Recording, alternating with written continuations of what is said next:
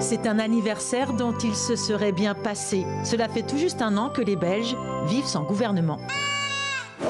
Selon un sondage Ipsos, pour 8 citoyens sur 10, c'est honteux. Pendant qu'on fait la division, on ne crée pas l'union. Et dans un pays où l'union fait la force, franchement, c'est une honte. Le 18 décembre 2018, le gouvernement minoritaire de Charles Michel vole en éclats après le départ du parti nationaliste NVA.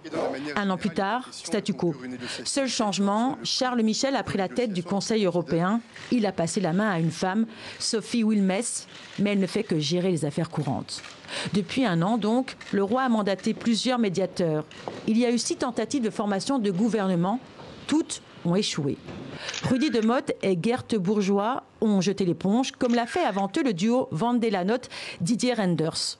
Il y a une semaine, Paul Magnette, le président du PS, renonçait à son tour. Les élections de mai dernier ont encore compliqué la donne. Recul des partis classiques, avancée des nationalistes flamands, de la gauche radicale et des écologistes, la constitution d'une alliance est devenue encore plus aléatoire. Malgré tout, le pays fonctionne. Les gouvernements régionaux, la Wallonie, la Flandre, la région de Bruxelles ont vu leur pouvoir encore renforcé.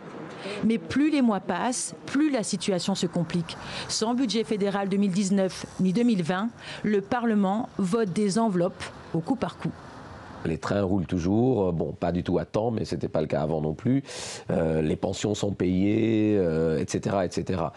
Mais à long terme, bien sûr, la situation est quand même problématique.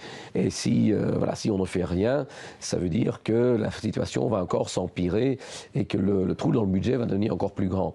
Un anniversaire, mais pas encore un record. Il y a 9 ans, le pays était resté sans gouvernement pendant 1 an et demi.